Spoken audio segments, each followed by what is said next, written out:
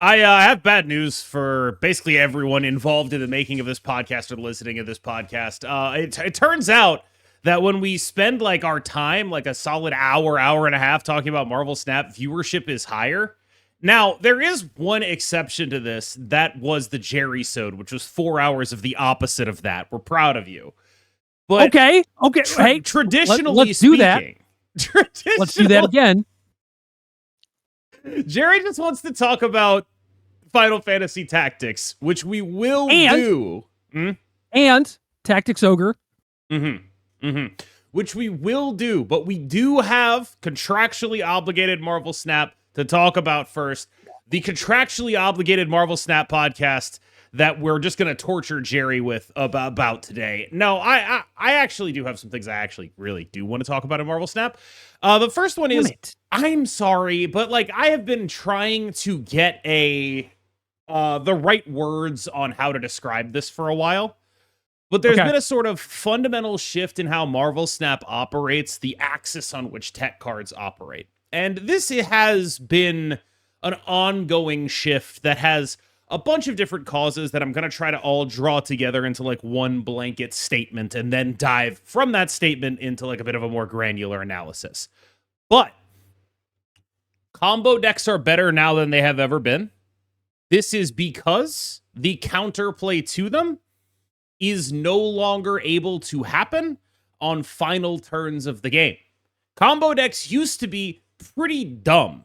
And so you could, with a Sarah Tech deck, just throw priority against the combo deck and then answer it and clean it up on the back end. Because whatever their combo was, it probably had 10 million power and died to Shang-Chi Shadow King, right? Like, that is sort of a baseline thing that was true. Shang-Chi, Shadow King, Enchantress will be able to clean it up on the back end, and you will have the ability to climb beating up combo decks like that. Now, the reason this is no longer true is because, A, all three of those cards are worse. Shang-Chi is worse, even though he's still a 4-3.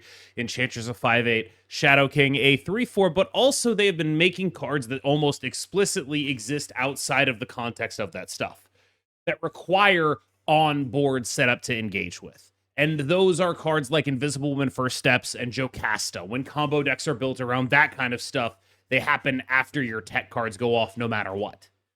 And that dynamic has pushed things into a much different space because there are no clean answers to everything anymore. Everything has to be on board. So the cleanest way you can answer everything is with Clog, because you don't have the ability to put a million tech cards in your deck that deal with everything anymore. Does this make sense as a general ethos or an understanding of what has changed about Marvel Snap probably since we started doing this podcast to now?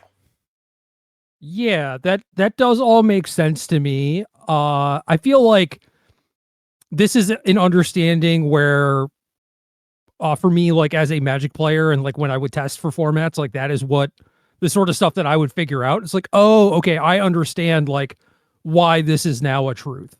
Yeah. And I don't play Snap enough to get to that point. And I mean, even if I'm playing Snap more than like the average user, it's still such a weird experience because I'm not playing it like top of ladder. I'm not playing in tournaments, stuff like that. So I'm getting subjected to just the most rancid, random shit of all time, you know?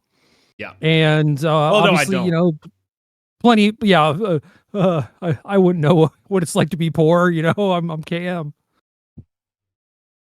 Continue. Anyway, oh no, that's all I got. I got to make fun of you, and then it was like, yeah, I won. Yeah, no, I mean that's really when I think of like collaborative audio content creation, what I think about is like point scoring, right? It's called content.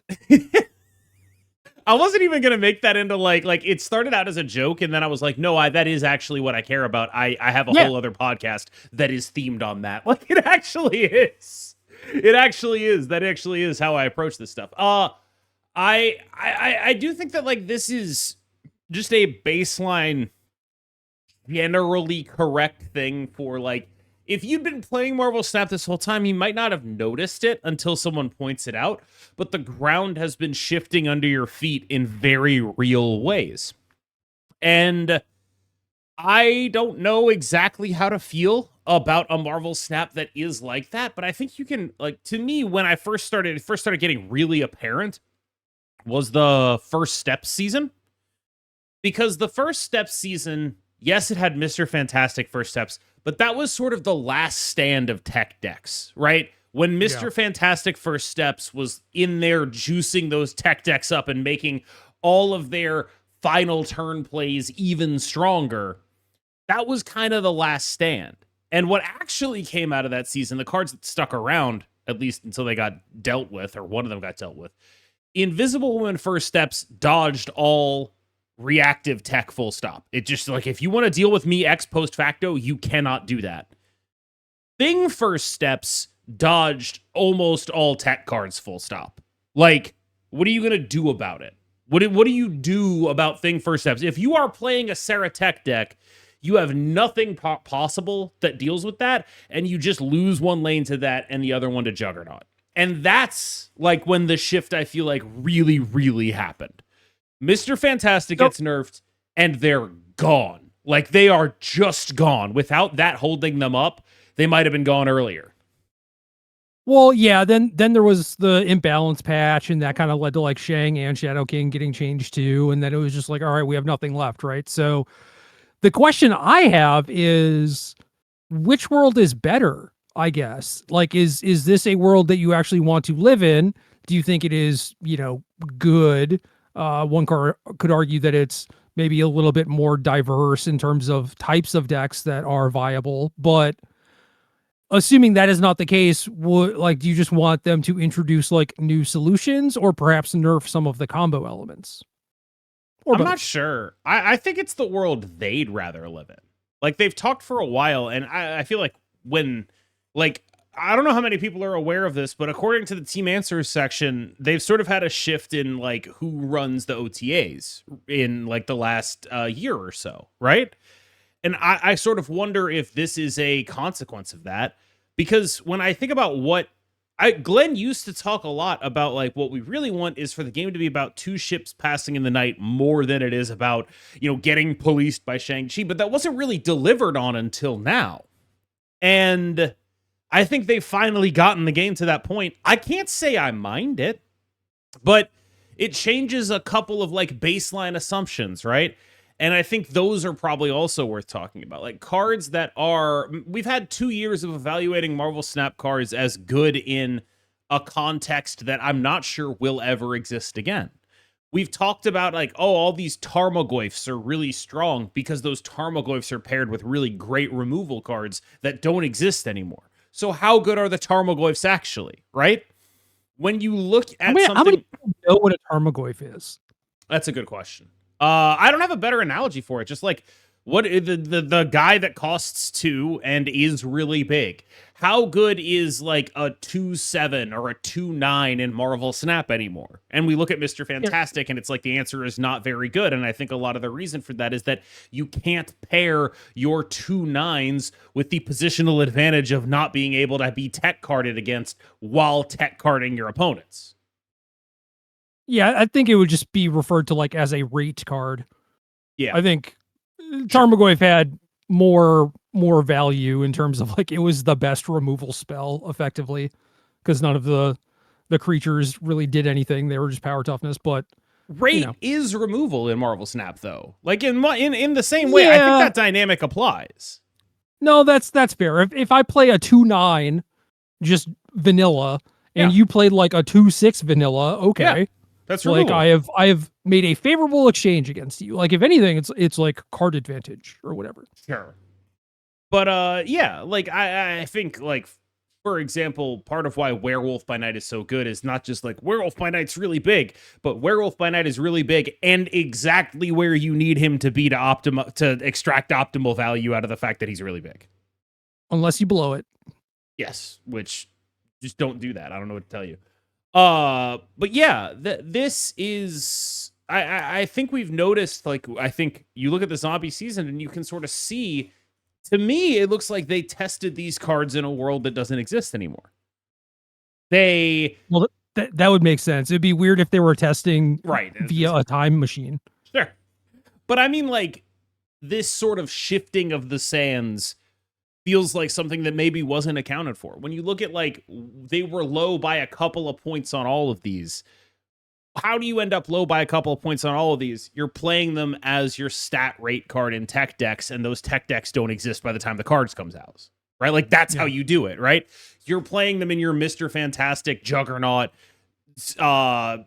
Mr. Fantastic Juggernaut, Shang-Chi, Shadow King, Enchantress deck, which just all 5 of those cards are dead, or at least not doing the same thing that they were previously doing, right? And so you end up with a package of cards that looks a little bit low despite having reasonable numbers, because just having reasonable numbers isn't enough anymore, right? Like that's just not enough of an actual argument to exist. That's a weird thing too, though, where you list off all these cards where you're like, oh, these 5 cards that were glue essentially are now dead. Did they know this was going to happen? And like, should they have tested as if it were the case? Like, do you know where it was like, oh, they tested zombie cards and then changed stuff, or they tested the zombie stuff with the changed cards? I honestly don't. But when I look at like whether or not, I feel like the amount they were low feels like, this is a weird thing to say, it feels like the amount that they were low on these cards is explainable by that. Does that make sense?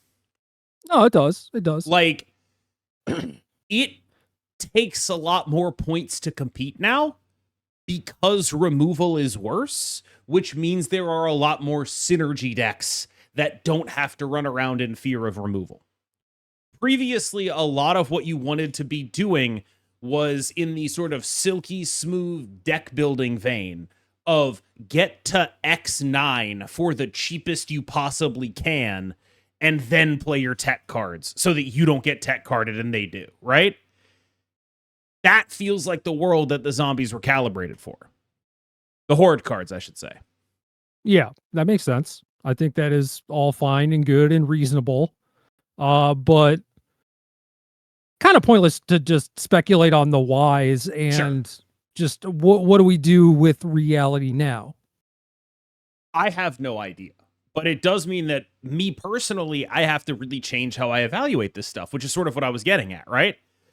I think that I am, or I have to make an explicit effort to evaluate things outside of this like X9 and tech cards paradigm that has dominated Marvel Snap for 2 years. That's just been what it's been. That's what if you boil the game down to its bare essence, a lot of the best decks were just X9s and tech. Cam, have you figured out yet that life is about things ending? Deep. Please elaborate. I'm with you, but I also just kind of want to hear where you're going with this.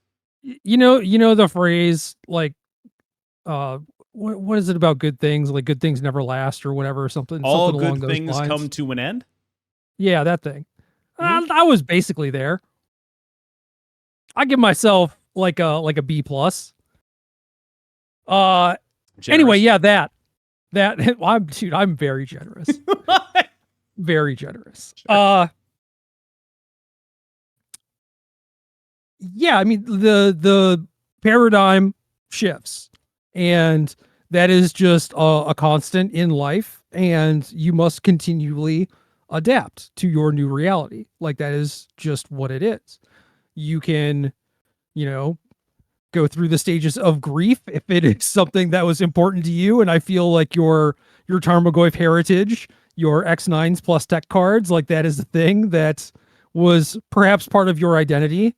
And I believe that we as a community should give you time to grieve and mourn your loss. But once that is done, we will expect you to update us on your new state of reality and what we should be doing in this game of Marvel Snap. Well, that's what I'm trying to do right now. Right? Like that's sort of like what I'm like explicitly expressing, because I don't think that I have the latitude to make like a normal YouTube video about this, because my thoughts are still pretty disordered, right? Like that's why I'm doing this on a podcast instead of like, oh, let's do like a tight 5 on it, because I don't have a tight 5. Like there's just too much stuff to cover, right? But I just did like a tight 2 on it. Things end. Okay. Thanks, YouTube Shorts. All right. Yeah, dude, I probably just made you like what, $30 on YouTube Shorts? Is that not how it works? No. Nobody Don't has you just ever click- made $30 from a YouTube short. Oh, they just don't pay. Yeah, they just don't pay. Is it like you get a million effectively- views and then Yeah. you sell ads? It's more like the YouTube shorts themselves are ads for your content that actually makes money. Whether that be like a game that you're advertising or just like your YouTube channel generally, they're more like ads than they are money-making content right now. Yeah, but when you have a lot of views, then advertisers want to pay you money to hawk their garbage, Sure. right?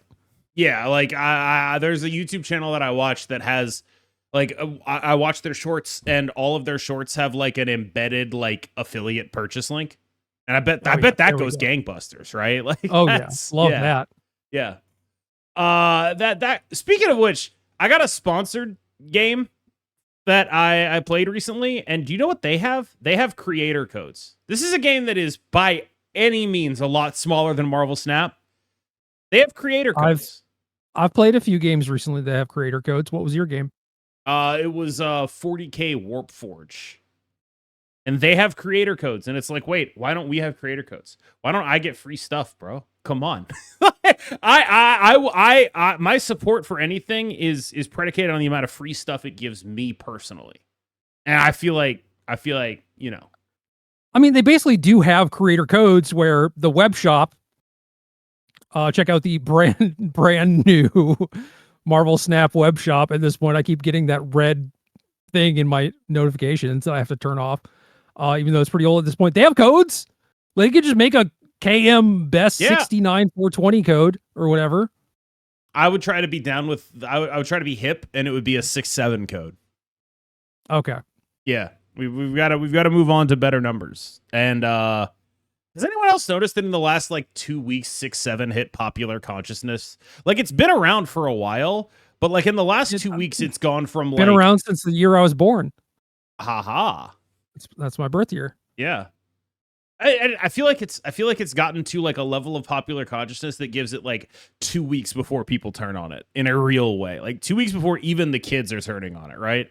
But like I just feel like I've seen more conversations about 6-7 than I have over the last year in the last 2 weeks. They mentioned it on like NFL Red Zone, and it's like, all right, we've hit saturation. Like, it's I thought Magic players did this, like, were the worst offenders of just taking a thing and running it into the ground as fast as they could. Yeah. But I think it is just humanity. I'm a big believer in just beating the dead horse of a joke, but it has to be dead first. So like I feel like I'm probably out on 6-7 until everyone hates it, and then I'm back in. That is generally when I adopt lingo as well. But I try not to beat it into the ground. It's just like, why is he still saying that? That is the exact result. Like it's going to be, 2035, and you'll be playing in the inaugural Magic the Gathering Post Malone Pro Tour. competitive EDH Post Malone Pro Tour, right? Yeah, like that's there you go. And you win it. And hopefully it's on a deserted island that is filled only with CEDH players. But anyway, continue. You have won it with a clever Malonigan decision. And still got it. Yeah. And you go up there and you start doing the 6-7 thing, and everyone's like, what the fuck are you talking about? The new funny number is 31. And you just keep doing it. Right? Like, you just like tweet pictures of you doing the pose and all of that. It's 2035. Twitter is woke now. We don't really know why. Some sort of like George Soros bought it from Elon Musk or whatever. I just feel like that's where I want to be in 2035, is on woke Twitter doing 6-7. Like that's like I want to be back on woke Twitter doing bad jokes with like libs who I don't particularly enjoy. It's like me and the crooked media guys. Nice. Very nice. Doing 6-7 jokes in 2035. That's the future I envision for myself. That's what I try to manifest and make happen. But yeah, that's where That's where I think that will be. Like, I think we've got like maybe 4 weeks before everyone gets really sick of this. Because I've already started seeing like you keep hearing like, like a 32-year-old father on a podcast being like, my kids keep doing this 6-7 thing. What's going on here? And then someone explains it to them, and it's like, okay, that's stupid, but whatever. Kids are stupid. Hit the point. We've hit that point that I just feel like kids are stupid. Humanity's stupid. And in 10 years from now, we'll bring it back. Yeah, we're gonna bring it back. That's really the point. Like we're laying our flag now for the reclaiming of 6-7 in a decade. And also, to be clear, I have no idea what this is, except I've heard it from you twice, and that's it. You're the only. That's how you know it's hit. That's how you know it's hit saturation. I'm a boomer. What right do I have to know about this? Well, especially me. If you're a boomer, what the hell am I? I was born in the year 1967. You're also a boomer. Everyone who's over 30 is a boomer. People get mad at me when I offer this take. I think it actually might be everyone who's over 25.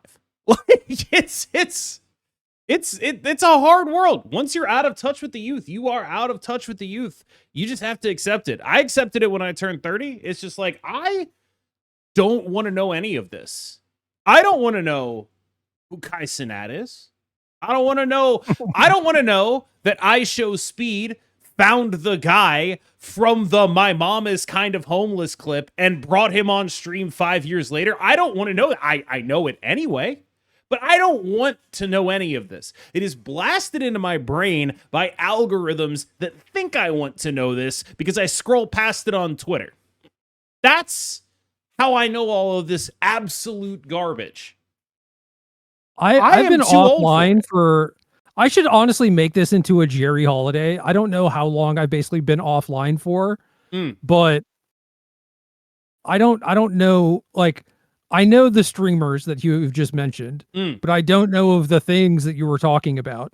And it's just here listening to you talk about it. I'm just like, thank God. I do not like have to scroll past anything anymore.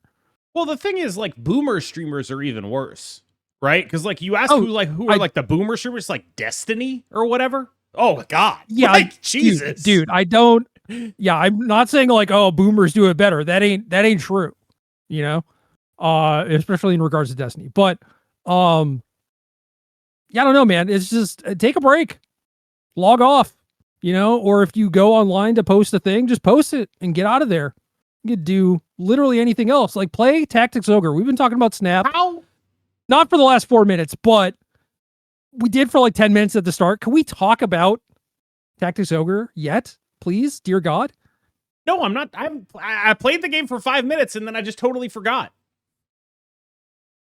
Am I excommunicated from the podcast now? Are you kicking me off my own show? Bro, can we start a tactics podcast, please? Dude, I was actually kind of going to pitch you on the idea of doing, because I saw the Magic the Gathering Draft World Championship, and I was like, this is the time. I should bully Gerry into, like, coaching me in Magic the Gathering. And then I was like, and then I, like, read further into the Magic the Gathering Draft World Championship, so I was like, this is a fun framing, but I will never qualify for that. Like, there is no way. 2/3 of the qualifiers require going outside. Are we kidding here? What are we doing? It's we could get you queued on Arena, but that is a big ask. I don't know. It's a lot. It's a lot of work. But here you are, like, we need to do tactics podcast for a game I have played 5 levels of. I did the lawful route, and I'm at the end of the chaos. Or no, sorry. Yeah, I did law. I'm at the end of chaos. I have recruited most of the characters. I have not done nearly enough of the post-game stuff. I typically just kind of like get tired around this point, but I don't know if I'm gonna. So we'll see. Can I say that I really dislike the card mechanic? It's fine. You hate RNG. It's not about the RNG. It's about, oh, well, I gotta go pick that up instead of just focusing on the battle, right? Instead of just being like, here is the scenario that I'm in. Technically, going to pick up the card is focusing on the battle because you're getting MP restore or physical buff or whatever. No, I've gotta go take a suboptimal move to go pick up this card before my opponent can on the battlefield. Just let me fight. Isn't it cooler? Isn't it cooler that now you have an added choice? No. you could simply not do it. It doesn't feel like a choice. It feels like I'm getting punished for not doing it. You know, like it doesn't feel like I have a choice. It feels like, oh, the item is there. I gotta go pick it up. So I gotta go pick up the item, or I get punished for not doing it by my opponent picking up the item. And it's just like, none of this feels good to me. Just let me play the game. This is just adding 5 extra moves into a fight that I've won. Because I gotta go do this. I gotta go check these boxes before I can go win the fight. I feel like that's every tactics game. And I don't know, man. TO is kind of that dialed up because you end up getting into like 12 versus 14 person combat or whatever. But no, that's fine. Like, if you want to do like a bunch of things, I think that's cool. I agree the fights don't need to take nearly as long. I think it is there simply to provide a little bit of RNG, which in my opinion is cool. And also, I don't know if you notice this or like even when this starts, actually, I don't know. But like the bosses start with max cards. Hadn't. So it makes it so that they are not, because like otherwise they would have to level them like 5 levels higher than you or something every time. And that's just silly. Gotcha. I mean, that kind of makes sense. I can see it as a balancing mechanic in a way that like it doesn't really appear to be other than that. But like, yeah, it's just like the actual interface of interacting with it. It's I have so many takes on UI recently, where it's just like, what is the UI and UX that like I'm a UI fiend. The thing I hate most about Tactics Ogre is how you have to click left twice in order to end turn.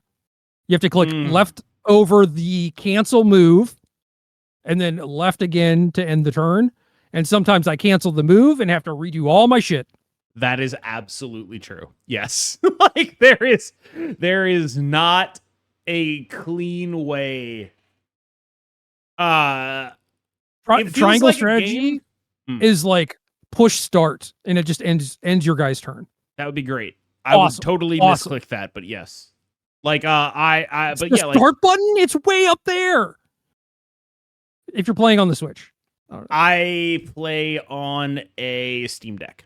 I don't even know where my Switch is. I need to go find it because I wanted to play Pokemon ZA. I want to say I asked you if it was a good game and you were like, nah. No. Like, I need to trade with someone though, so you should get on that. I don't know where my Switch is. I haven't unpacked it from the move, which was approximately 6 months ago at this point. It's in a box somewhere.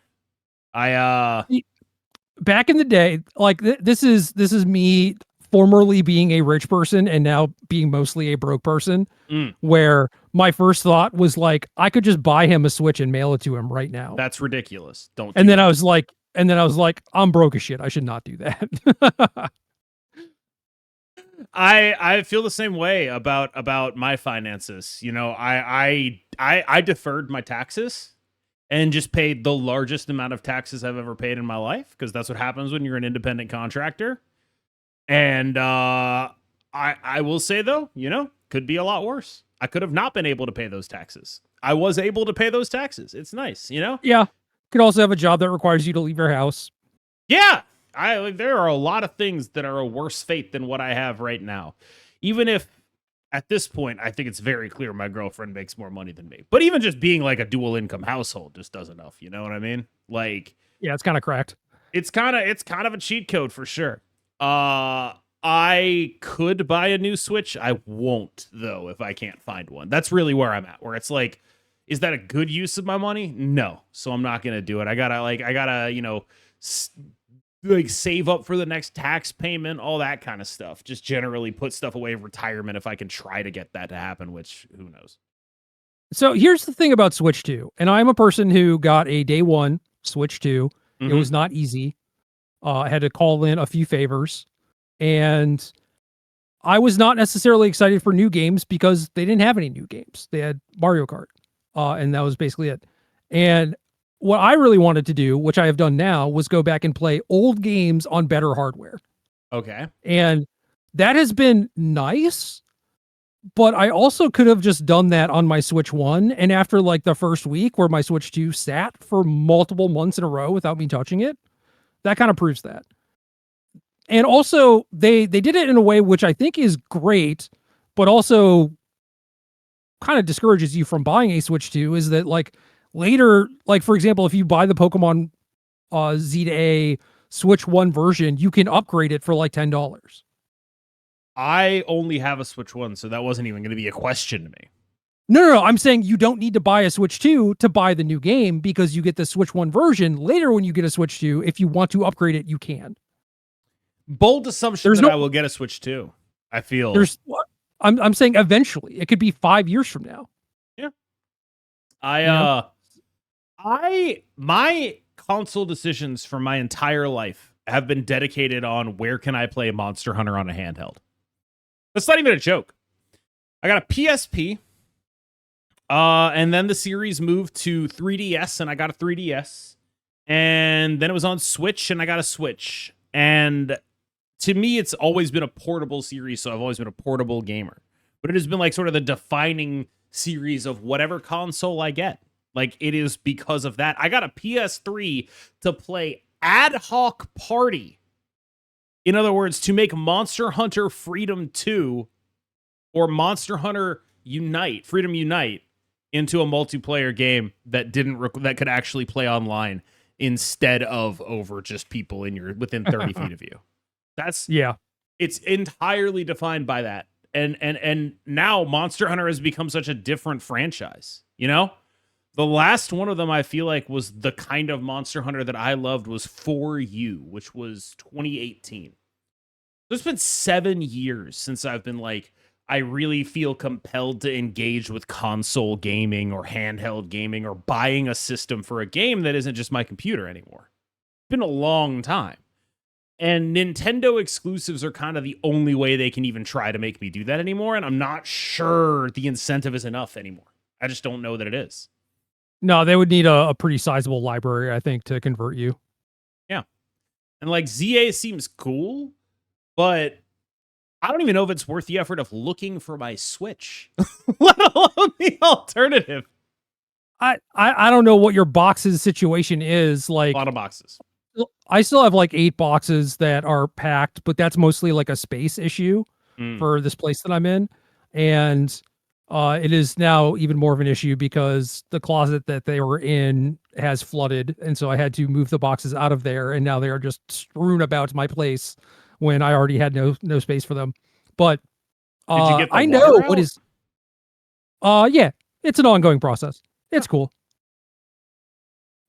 Mostly. I mean, it's not cool, but it's fine. I mean, my basement is what it is, you know?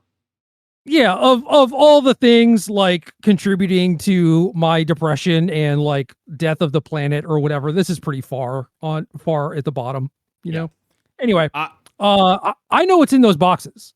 Do you know what is in your boxes? Are you that kind of person? Yeah, I have a very messy lifestyle, but I know where everything is in the mess. I can pinpoint my things in the mess. My brother. So we are the same. I have a pretty good understanding of where it would be and what bag it is in and like the status of the bag. It's like a little bit ripped. It's like and like where that bag is located in the house. Yes. Yeah. In that case, I think it like you could do it. If you played like, I think Arceus was the start of it, but certainly like the Sword and Shield ones were kind of similar-ish. Not really. I don't know. I like the open world in Sword and Shield a lot. Yeah, I mean this one is like very weird real-time battles. But it was a fun, enjoyable game. It was just like nothing revolutionary. And I honestly think that the real-time stuff, even though it's kind of like faster, which is good, it is kind of a step backward. But I don't know. I want them to, instead of like play this scrolling message of like that hit was super effective, and for you to have to click past it, for it to just flash on the screen, which is basically what it does when it's like real time anyway. Like you could speed up the battles if you wanted to without having to do this weirdo real time thing. That makes sense to me. I wonder if it wouldn't work because the primary audience is kids though, right? Actually, is that even true anymore? Isn't the primary audience for Pokemon No, it's 30-year-old me. boomers? Yeah. Yeah, what do you mean? I've seen the prices on the Pokemon Center. The primary audience for Pokemon is scalpers. Right. And you think that those are 7-year-olds that are Apparently doing not. that? I don't know. Maybe Nah. they're very enterprising 7-year-olds. Yeah, maybe. Oiler 7-year-olds somehow. I told you about the guy I saw on Twitter who was like, I can't believe they keep putting trainer cards in packs. And it turns out like the trainer cards suck. And it turns out that he never actually had played Pokemon. Yeah, clearly. Yeah, why would you want a spell? Why would you want a card that takes like 0 game actions?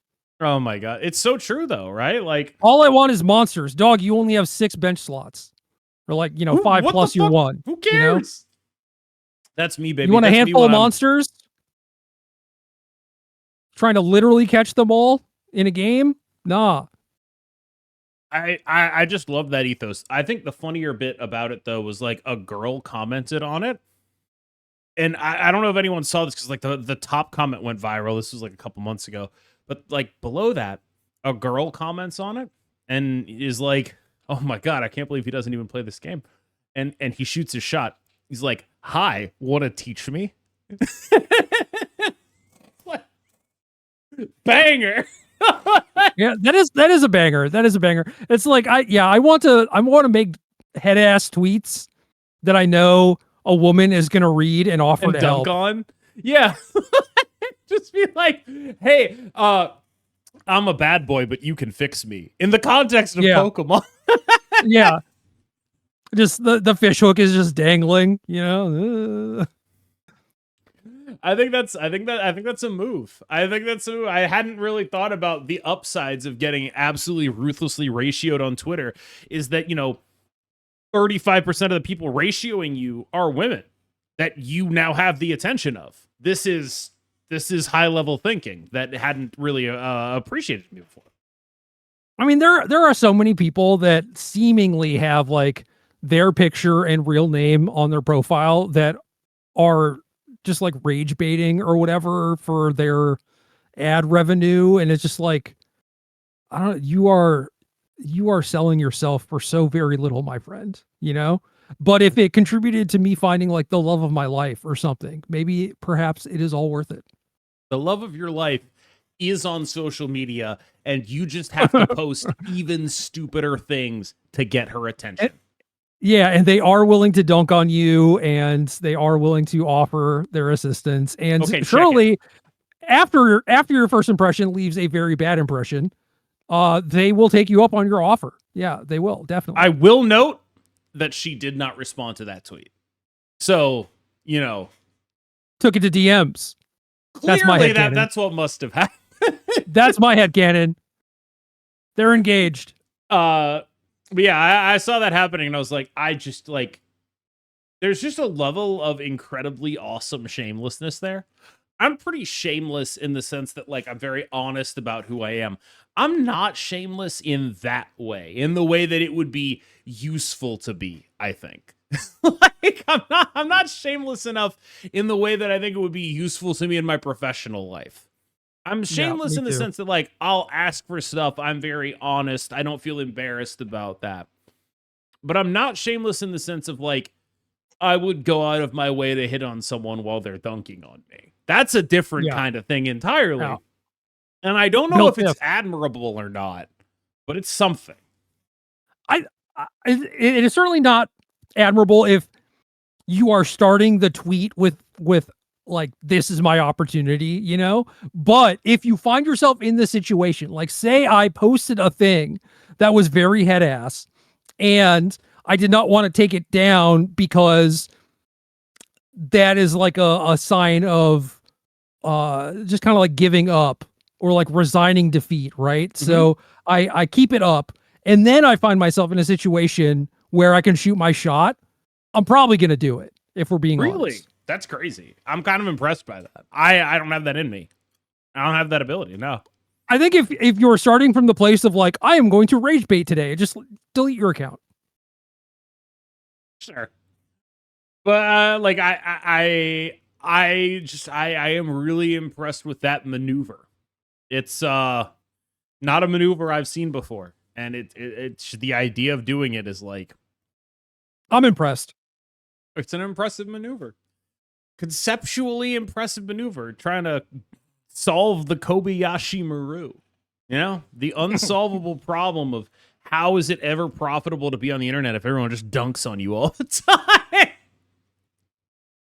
35% of them are women. 35% of them are women, and you can hit on all 35% of them and turn it into a numbers game, apparently. Like that is Apparently. that Today I is learned. that is apparently the strat. That's as far as I've gotten out of that. People keep saying Twitter is the best dating app, you know? X, the everything website. Yeah. Yeah, I'm pretty sure he was gonna try to do like a dating app on there. You know, there's a Twitter Oh, I'm not surprised. Jobs. I did not know that. Is that new? It's post Elon. Okay, well, newish. I don't know. Yeah. I mean, like Facebook has dating, right? So only a matter of time. I believe I've introduced the concept of Tinder Elo to this podcast before, which like there's a lot of like horrific stuff in matchmaking. One of the things that's really come up recently in Marvel Snap is like the idea of people cheating in matchmaking to beat you, the bots cheating to beat you, like matchmaking algorithms being rigged against you. And I think that largely they're rigged for you too. There is only acceptance of that when it's you losing. Sorry. Like, but no, I got 8 cubes, therefore I earned it. I saw retreated and lost one because they are someone cheating. posted a screenshot of a cheating bot in my Discord the other day. And I looked at it and I honestly couldn't tell what the bot did that was cheating. It was just like it won 2 locations. It was just like and nothing was fishy. I don't know if it's fishy. I didn't play the game. It could have very easily been a cheating bot, right? But when I looked at it, I was like, okay, you won 1 location by 5. You lost the other locations. And it's like, oh no, sorry. They lost 1 location by 5, won the other location by 20, and lost the other one by like 8. And it's like, is that a cheating bot?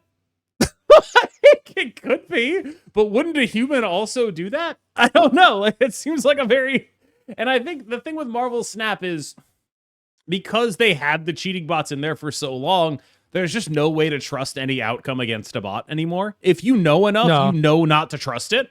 Like, whatever outcome happens, you're playing against a bot. You can't trust that it was just them getting lucky. There's no way to trust that the bot isn't cheating anymore. You can't trust it because they used to cheat and then they weren't honest about it, right? So, like, my solution to that would be make all bots lose all the time. Don't ask people to trust it. But if you were designing a system from the ground up, how would you approach the existence of bots? I would train them, but give them bad decks. Like I would have them be like okay players, you know, but not good players. You ever played against one of the move bots that just puts everything in the left location? Yeah. Like that's bananas to me. Okay, so better than that? Better than that, yeah. I mean, I would probably make them like actually move their cards, but like I mean, certainly, you know, move is one of the better decks at high infinite at times, right? And I would not want to train them to be like an optimal move bounce player or whatever. I would just give them a deck that is maybe like a month old, so it doesn't look sus. It's like, oh yeah, you're playing some like Darkhawk cards I own thing or whatever. And yeah, have them make some questionable choices that the player never knows of because they can't see your hand. I think that the funniest thing about the bots is how many of them are using decks from the beta. Like, are you familiar with the Hell Cow Sarah deck that the bots play? Yeah, I mean, there are some like that where it's like, basically like, you know, discard with America Chavez or whatever. Or it's just Iron like, Man, yeah. Yeah, well, you would just clearly have not changed your deck since this card got nerfed like 2 years ago. That rocks. I think they should keep those. I think all bots should be that deck. I think they should have every bot be. They should hire me to be the bot guy. That's what they should do. They should hire me and just be like, here is a month's pay. Go make a bunch of bot decks and calibrate how good they should be. And the answer is worse than me. No, they should just go look at people whose win rate is 33% and then copy paste their deck list off their account. Oh my God, dude. Is that legal? Someone suing Second Dinner for net decking because their deck was so bad? What's up, Second Dinner, you filthy net deckers? How could you do? Well, it's not even a net deck because they were trying to keep it private. You know, they're trying to hide their tech, right? But Second Dinner blew my chance at winning Golden Gauntlet by putting my deck on the bots. Yeah, you remember the like blue-green Karn scenario at one of the Pro Tours? Why would I remember that? Oh, it was really funny. It involved your boy SUV. Go on. I would love to hear about my boy SUV. During the previews, so this is when there was like no open deck list, right? So yes, you could scout, but it wasn't really until like round 5 or something that you really knew like what was in someone's deck list or whatever. But during the draft rounds, they're like, here are examples of like decks that exist in standard. And they just posted this nonsense blue-green Karn deck that had 20 people playing it in the Pro Tour because it was all Team CFB. And they're like, well, this is a sizable portion of the Pro Tour. Clearly, this is a known deck. No, it was a brand new deck. And then everyone on their team got dumpstered. And the kind of running joke was like, did you get dumpstered because they spoiled your tech and people just had your deck list, didn't like no scouting required?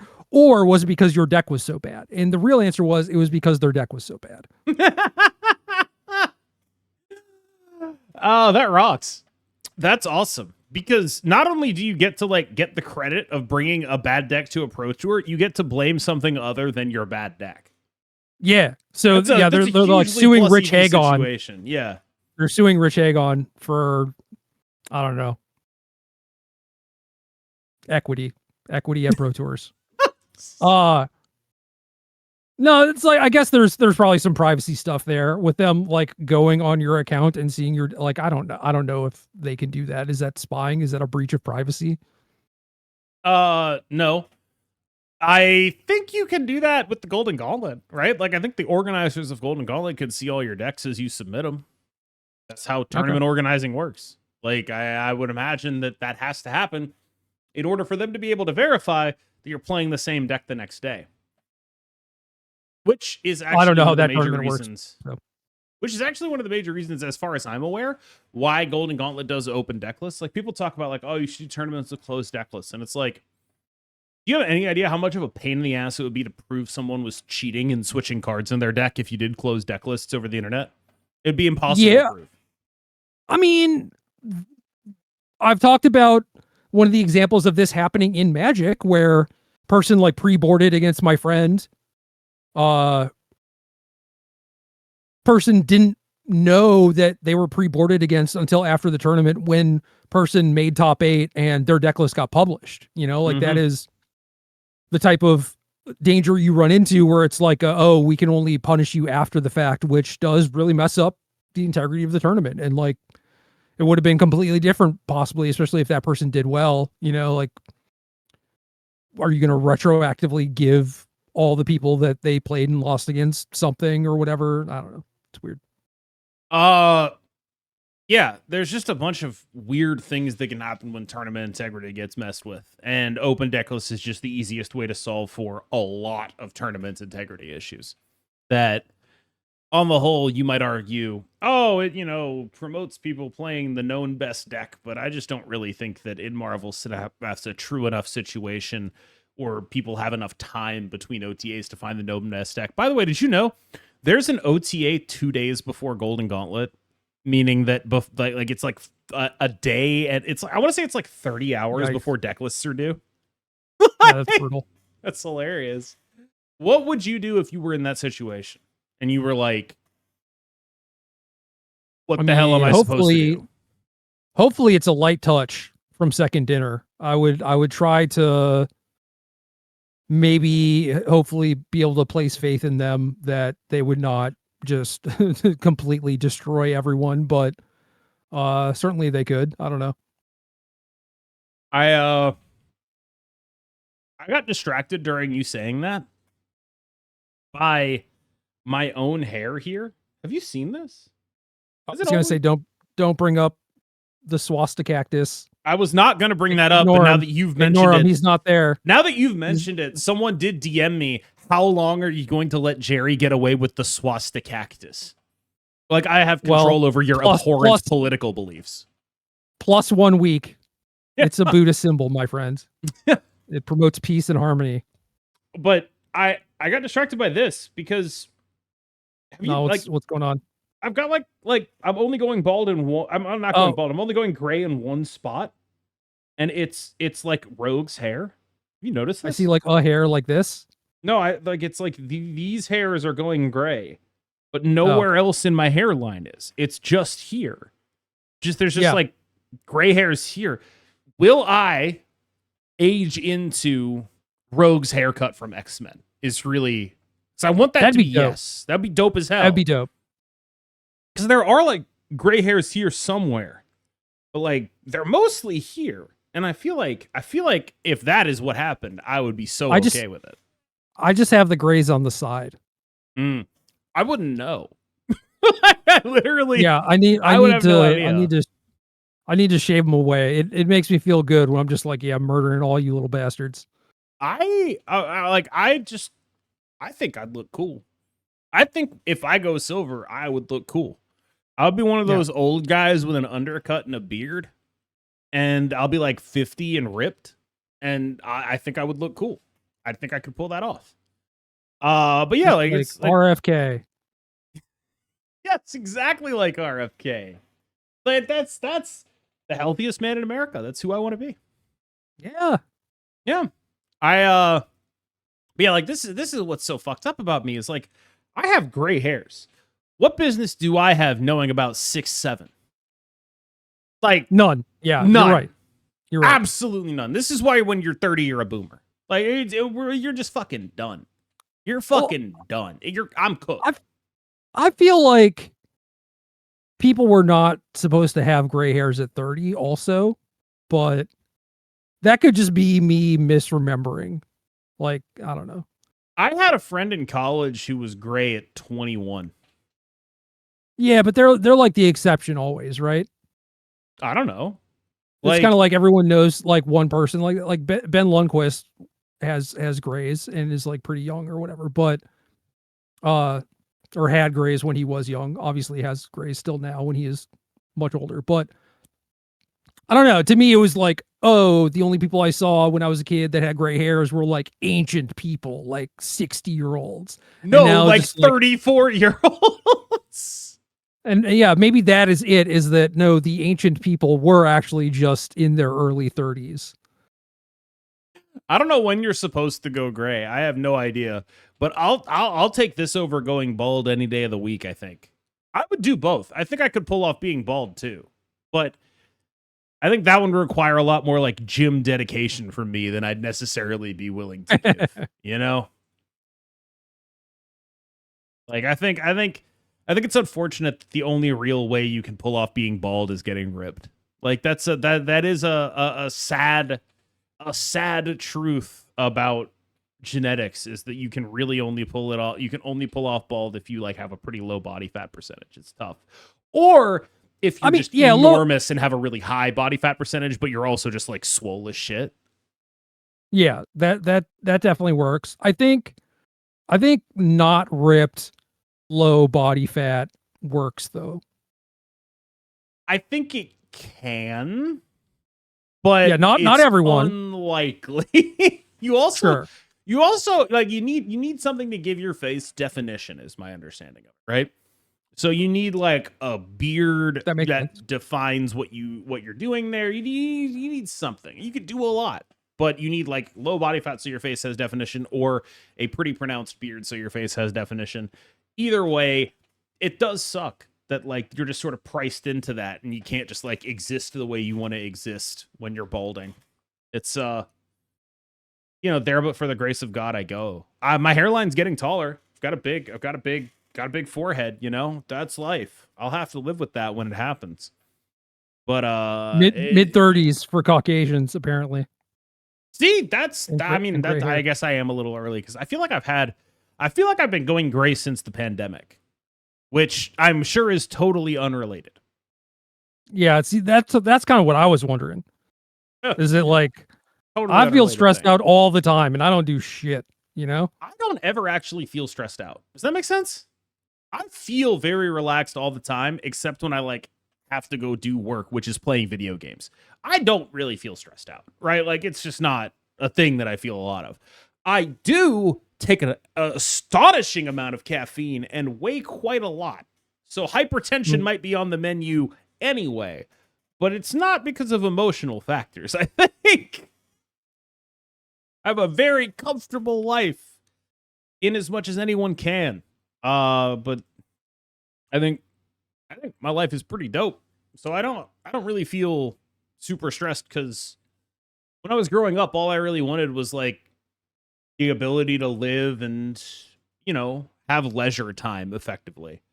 Do you know that story about the guy who's the fisherman, and the American goes up to him, is like, you have to work hard and make a bunch of money, and then you'll be able to retire well. And the guy's like, what will I do when I retire? And it's like, you'll have leisure time. You'll be able to spend time around family and friends and enjoy yourself. And it's like, I could do that now. Yeah. That's always... Yeah, I would rather do that when I'm young and have energy. Yeah. So that's always been something that's stuck with me, is I want to do the things that I enjoy. And for me, that's reading. That is the absorption of knowledge, thinking about things. I want to have my time. So I have sort of organized my life in a way that allows that for me, while also maintaining a modicum of income that allows me to continue to do that. Someone made fun of me for ordering a taxi for my burrito, because I ordered off one of those delivery apps, right? And it's like, all right, but you don't understand the system. The system is you always do it on BOGO, which is only available on the apps to begin with. I can't go to Taco Bell and get Taco Bell BOGO. If I go to Taco Bell, it costs the same. But if I get the BOGO, which please don't ask me about my BOGO Taco Bell adventures. I don't want to talk about them. But if I get the BOGO, it's like the taxi for my burrito is free. Except for the fact that everything is upcharged on the app already. So it's not BOGO. That, it's upcharged by an amount that you can check. If you think I don't know the menus for fast food restaurants by heart, you underestimate my fat. The better argument, goodbye, swastika cactus. I am deleting you from now on. The better argument is that you are paying time, or you're paying money to have time, which allows you to have leisure stuff, which is how probably life is not supposed to work, but does work, I guess. The point is, I make enough money to order stuff. That's really the only point I'm making. I make enough money to have disposable income to buy stuff on BOGO. That's my life goal. I don't really need more money than that. Do you eat T-Bell leftovers? Yeah. Would you not? Okay. What would happen to the leftovers otherwise? I hate leftovers. Really? Yeah. I'm a big believer in part of why I do this whenever I order anything is all right, well, I'm going to have enough food for a day. That's part of the premise. I think that is the better way to go about it, rather than oh, I could go for a coffee. I will DoorDash that and it would be $25. No, I've never done that. That is bananas to me. You do it by volume.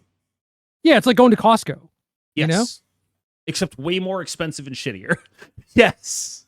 By a lot, yeah. But I think the same theory holds true. I basically only want to order from an app if there's 4 people. Yeah. It's you don't do first of all, I will say this, I never order a coffee.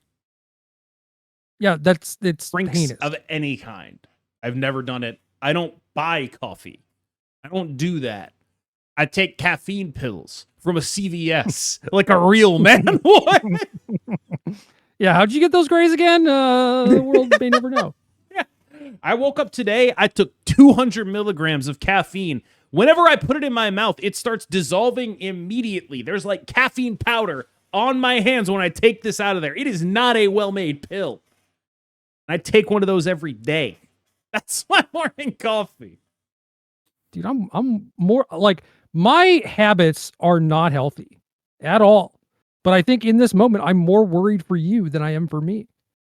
I looked it up, and the amount of coffee you're allowed to have per day to have it be healthy is somewhere in range of 400 to 500 milligrams of caffeine per day. I am still somehow under that on a daily basis. Yeah. I'm worried about what else is in the pills, though, dog. Dude, these pills are not expensive enough for them to have other ingredients. Like, they like I would imagine that it is more profitable to just sell lead than it would be to put the lead in these pills. I feel like there are cheap ingredients that can also kill you / cause gray hairs. I don't know. Did you see the... No. You didn't? Okay. Apparently there's like a big protein powder lead thing going on.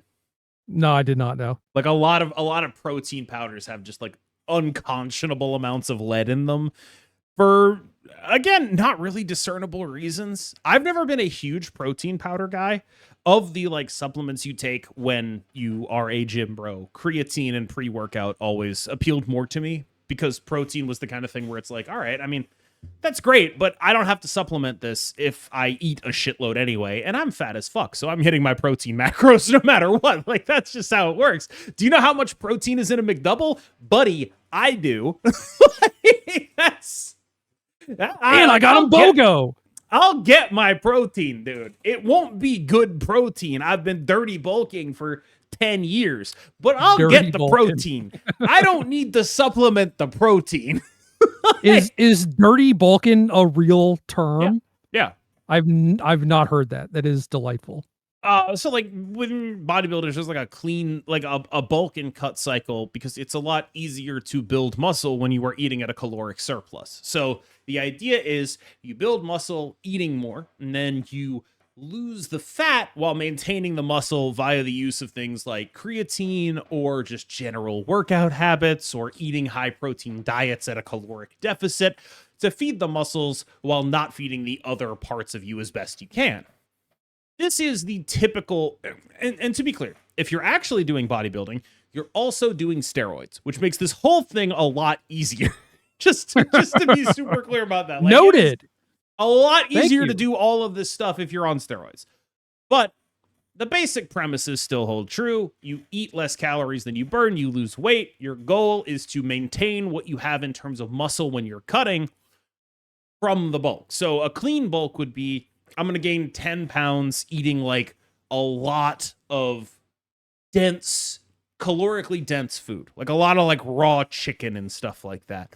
But instead of eating just, not raw chicken, instead of eating just chicken, I'm going to upgrade. I'm going to do like a bunch of eggs, you know? I'm going to eat like slightly less caloric, slightly more calorically dense food, slightly less like aimed at like filling yourself up, that kind of thing.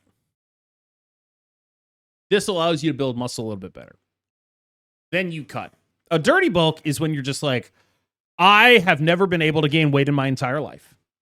I am going to eat 5 McDoubles a day. It will work. There are people who really approach this like, I can't gain weight. You can. Oh yeah. I promise you can. You're not trying hard enough. You've just gotta eat some worse food. And that's what a dirty bulk is for. Got it. You know Tom Ross, right? I think we follow each other on Twitter. He's the Infect guy. Yeah. Well, yeah, you know of him. I wouldn't expect you to know personally any of these people, but just whenever someone refers to cutting anything, I just think fondly of him with like a, red plastic cup where he takes his bottle of hard liquor and fills it mostly to the top. Yeah. And then pours in like a dash of Red Bull and he says, "Cut it." I was what I think you could reasonably describe as a functional alcoholic in college. That feels pretty normal to me. Yeah. that's like, And yeah, I mean, I've been there. it's also like those are the only words that he would have said all day. That I have never been. My functional alcoholism was purely in service of sociality. Right? Oh no, he likes being social. He just doesn't talk much. And when he does, it's normally a banger. Cut it. Dog. That's crazy. I'm just envisioning, like, I'm trying to imagine the alcohol. Tell me how off base I am. I'm imagining Aristocrat vodka out of a plastic bottle.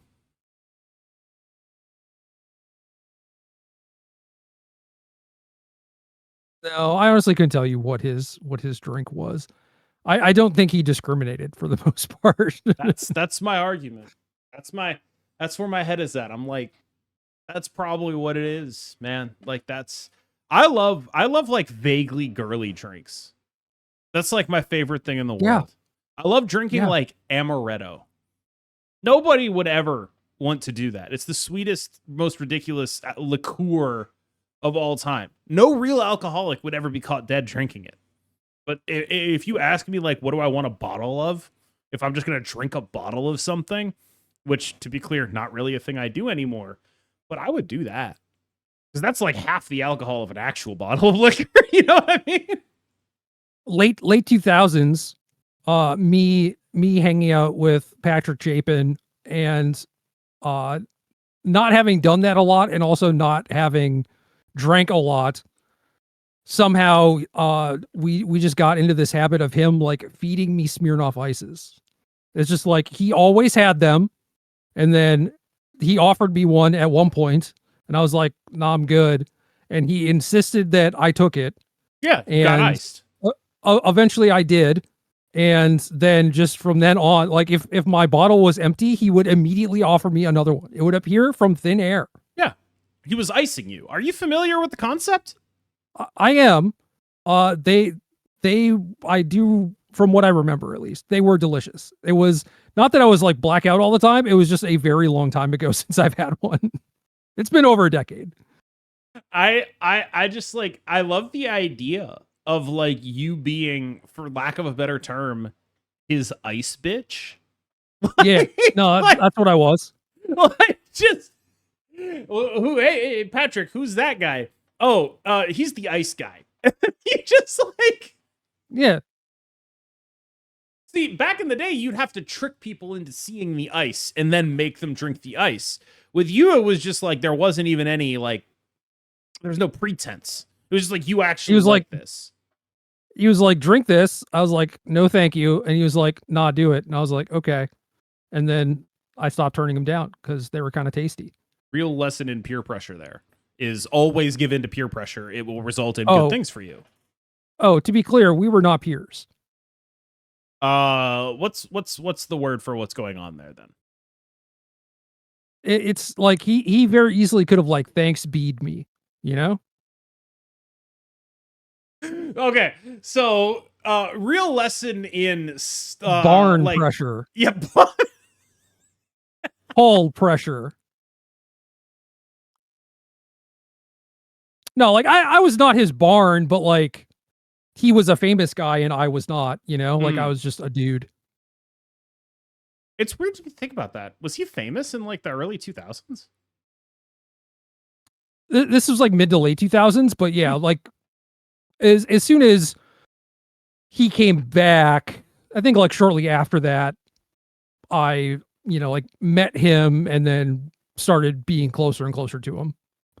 But like he was writing throughout that time and whatnot. So sure, I was only familiar with the two of you when you guys were peers, right? Like that's the only, like when I first started like interacting with Magic content, you guys are both writers on Star City. Well, half your shit was premium. And I was like, oh, these guys are the same. This was like he was the one who 13 or some shit. I don't know. Yeah, I mean, he was the one who got me to start writing in 2008. So, thanks P, really. Yeah. Yeah. Yeah, for real. Shout out. Man's made me a lot of money. Good. I mean, yeah, that should that be the name of the podcast? Thanks P. Sure. Yeah, sure. I don't think we're gonna do it. I think we're gonna. Man's made me a lot of money and fed me many Smirnoff Ices. So really, the lesson is, bar and pressure is good for you. It can be. Yeah, like that. That's sort of the thing I'm taking away from this is that was when random people who are sort of higher up than you in your industry that you want to ingratiate yourself to offer you liquor, just never say no. That's the lesson. I think that's mostly a good rule if you're both male. I don't know about that one either, man. Mostly. But yeah, like apparently the lesson here is always accept drinks from people you don't know. That is the lesson I learned here. Well, I knew him. I don't know if that is a mark in favor of I should have accepted drinks from him or not. I don't know. But I did it because why not? And it worked out incredibly well. And now you're here, which probably, I guess, is an argument against that. Doing a podcast with someone like me, it's just a fucking real low point for you, Gerry 47. 47. Oh, clone number, not birth year. I was like, we already established I was born in 1967. So you clone number. I want to say this is the 47th episode. I had to just pull that out at a moment's notice, though, so it could be off one direction or the other. You sure it's right? Not positive enough for something with my name on it, though. I gotta say, like it does seem. I mean, 47 is dangerously close to 52. Yeah, what are we gonna do for 52? Not show up, hopefully. I don't know. Can I sleep?